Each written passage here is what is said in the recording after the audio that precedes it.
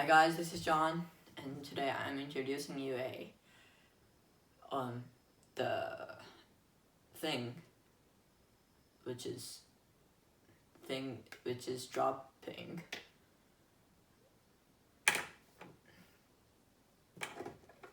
Hey guys, this is John, and today I'm showing you guys a formula. Not actually a formula, but I'm showing you that and if you drop and from like 1,000 meter or 2,000 meter or even higher place and not gonna be dead, and I'm gonna prove it. Such a complex one.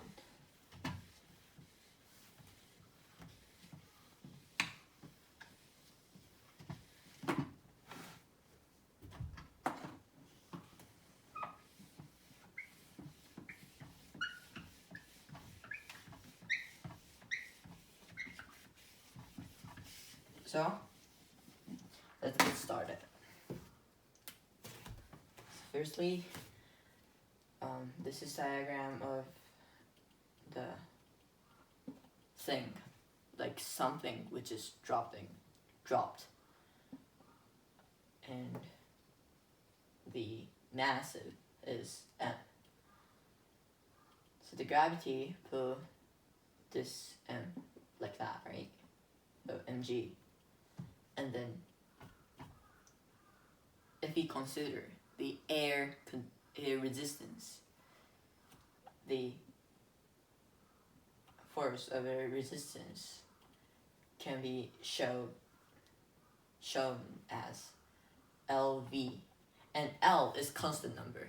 It doesn't mean like literally nothing. And we all know that the air resistance is proportional to velocity, right? So, yeah. And when mg, gravity, and air resistance have been equal, what happened? Can I guess? So for example, what if we didn't consider any air resistance?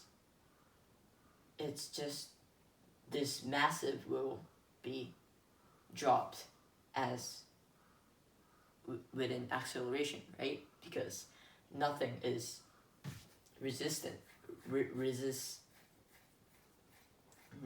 like literally nothing makes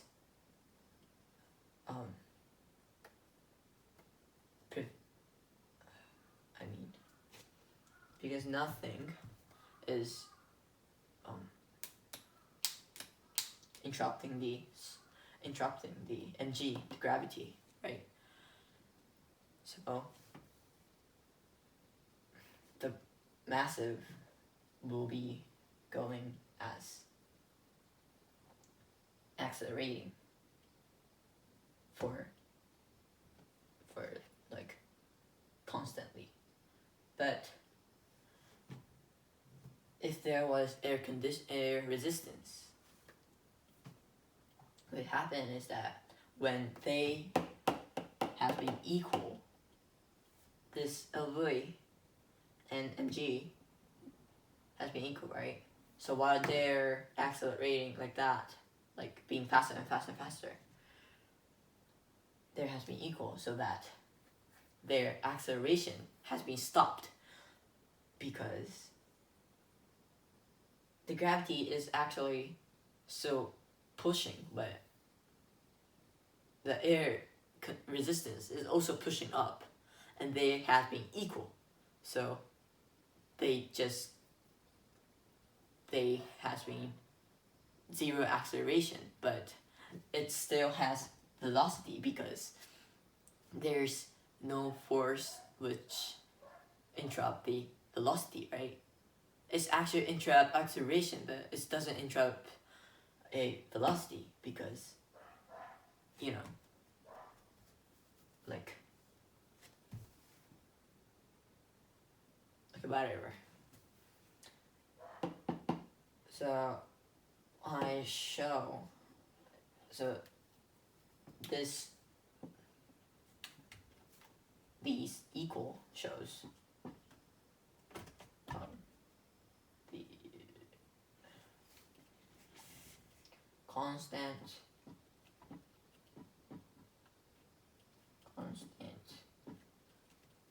velocity.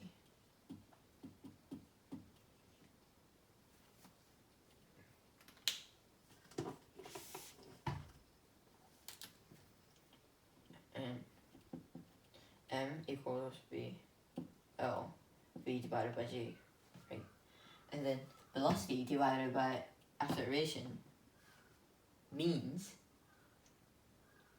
that. So firstly, what is velocity? The velocity is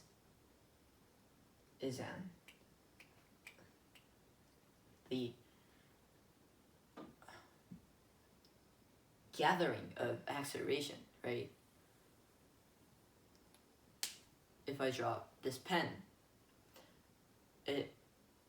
for first second, the velocity is 9.8 meters per second.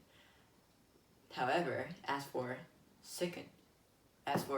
2 seconds, the velocity has been 19.6 meters per second, because there's an acceleration. So v velocity equals to gravity acceleration times by time. That was not a joke.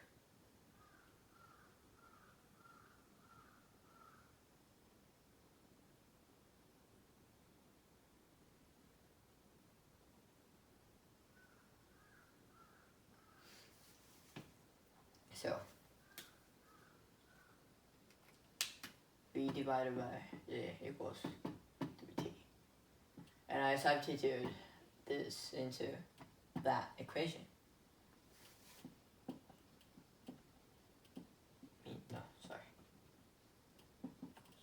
Times t. And that means the Galilei made an formula of the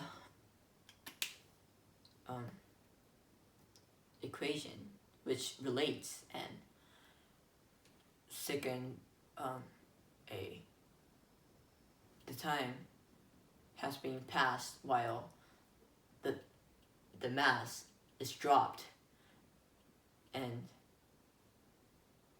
the relativity between the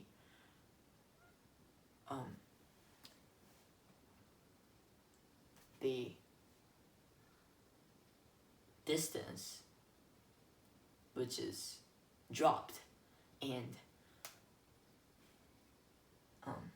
time which is passed while the massive was dropping. And that formula is s, when s is distance, s equals half of gravity acceleration time squared.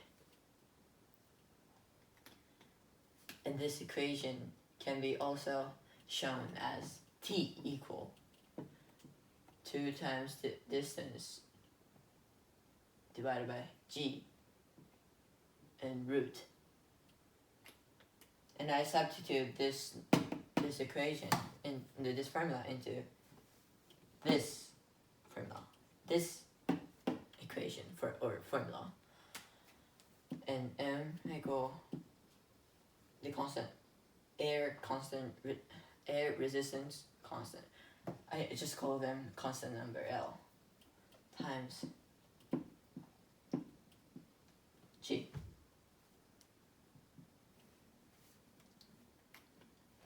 And this, okay, let's get back to first problem.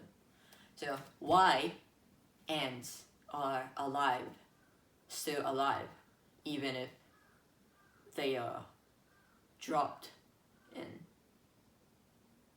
even they are dropped from any distance high. And it's because we can figure out that from the Fermi law, which shows that relativity of momental and massive and velocity of that massive. So according to this Fermi law,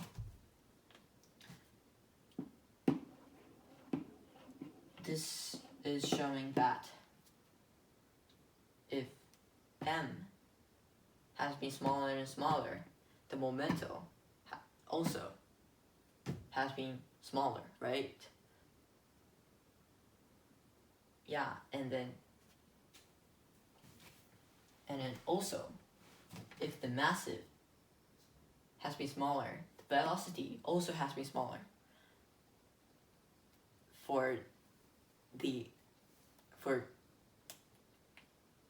As considering the air resistance,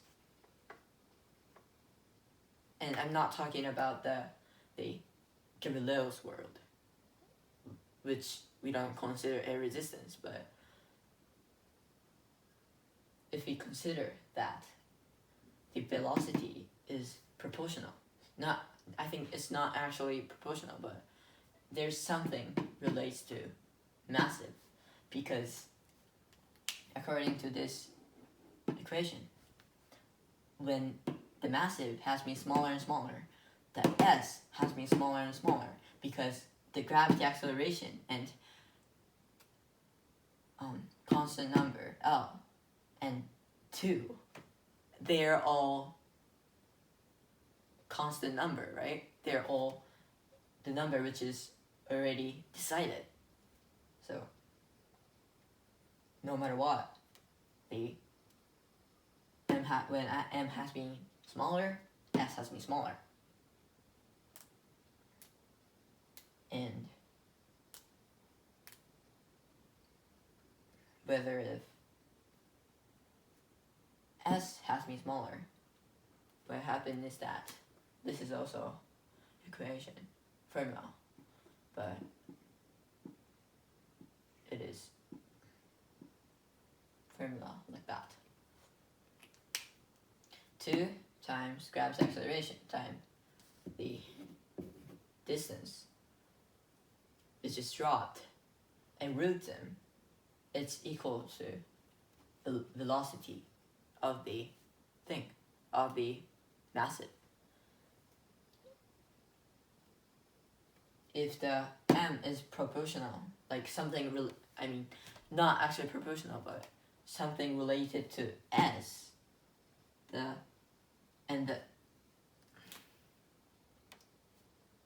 and s is also there's something related to velocity, right? As you can see from the Fermi law. And if there's something relationship between m and s and v, there's also something related to m and v, right? So, and which means the massive if the massive has been smaller, this velocity also has been smaller, because that's what these formula shows, right? And what we can come up with is that if we drop, and for example, the massive is like literally like 0.0000 something gram or kilogram, or I don't know, right?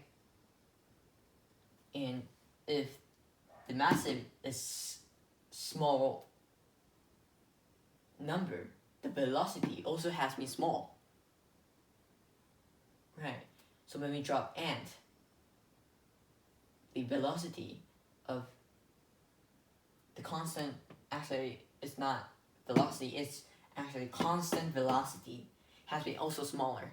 The constant velocity is the velocity which never change because of equal of a resistance and gravity. So, and if s is smaller and smaller and smaller, no, ignore that. Never mind. So, I can say that when we drop ant, the velocity of ant is also small. So that mv, which is momentum, has been also smaller, right?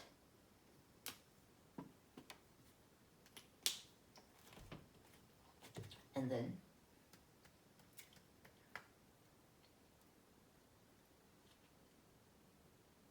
yeah, and I just shows that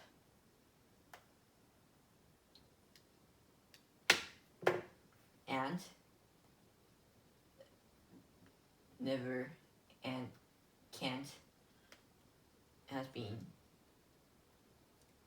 dead because of dropping ant from,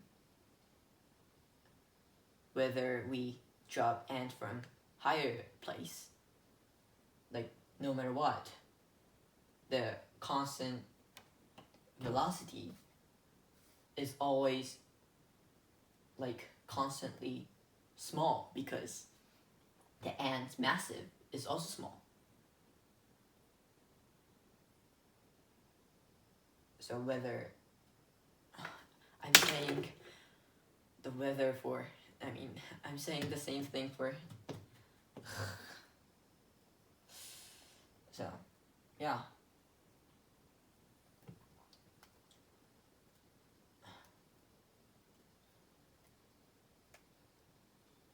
whether we drop ant from higher place,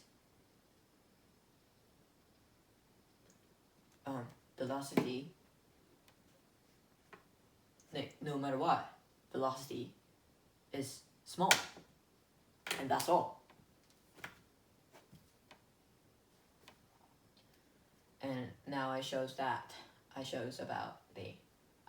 the why ants are not, I made a proof of ants never gonna die whether we drop in higher place, right? But it's kind of a bit, I want to show it in mathematical formula. So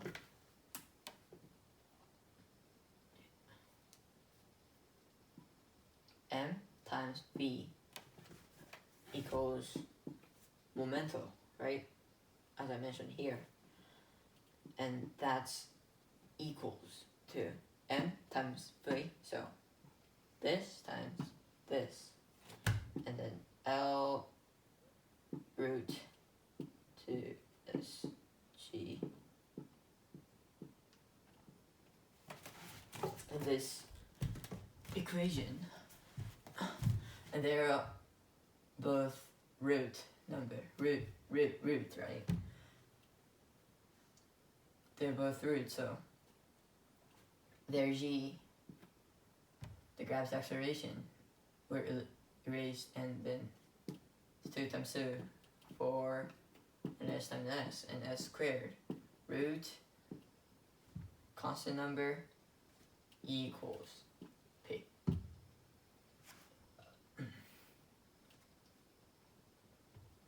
And because it's rooting the,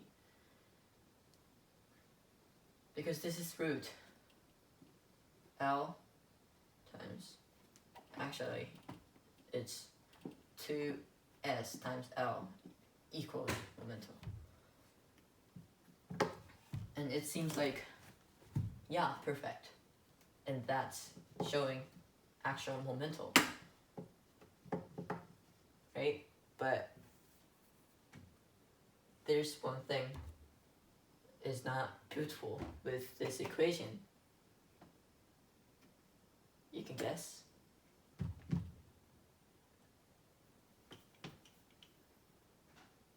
The wrong thing is S, because you have to measure the distance of the place where we dropped and the place the massive has been constant velocity. We have to measure them, right? The length, distance of their difference. And it's not reasonable thing to do. So what I did was I substituted something into S, and that it's not that equation, Galileo's equation, because we also have to measure t even for that formula. So I use this equation, m divided by L and squared equals their square, so equals to S divided by G, and then erase G, times it, and Gm squared to L, and this is formula of distance S.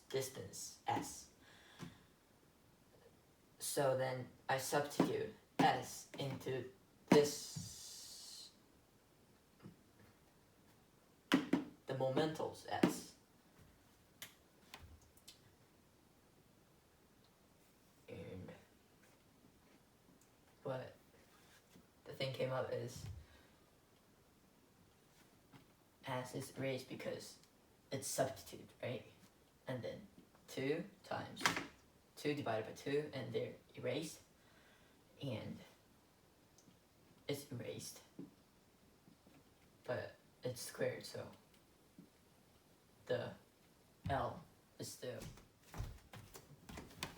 and this L is still here, so the final answer is G m squared divided by L, and this is momental. And the thing different from this to this L is that we don't have to measure, like, in the first place, the purpose of the purpose of the formula is that, for example, as equation of F equals ma, the thing is that in spite of we didn't measure actual Newton force or something. If we knew the massive of the matter and acceleration of the matter, we can figure out what the force is. And so formula is something for, like, formula makes easier to figure out something which is hard to measure. It's a perspective of the purpose of formula. The 2 times S times L, this equation is absolutely unreasonable, because it takes time to measure the constant distance, the distance which has been constant velocity, right? However, as for this equation, it's completely easier because we just want to know is massive, right? Because we know G is 9.8, right? And if we knew the massive and square them times by L times by G, yeah, L is a bit complicated, so. But anyway, it's much more easier than this equation, right? It's much more reasonable than this one. And that's why this equation is much more useful and beautiful. And look, it's actually using squared of m, the massive squared. And it's a pretty rare thing to see it because we don't usually see the squared of massive. And like literally like 1 hour later, I realized that there's much more easy way to figure out this equation, that if we, so v, the velocity, equals mg divided by L, right? And the momental is mv, and massive times velocity. I timed it by m. What happened is g m squared divided by L equals p.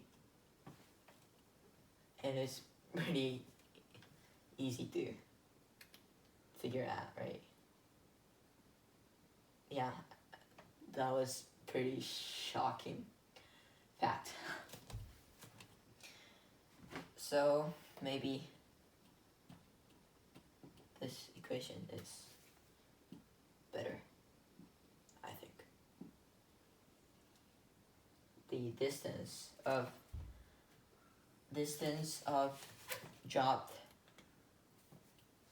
The distance of the thing has been to constant velocity equals to the gravity acceleration times massive squared divided by 2 times air resistance constant number squared. And that's all for this video. Thank you for listening and see you again.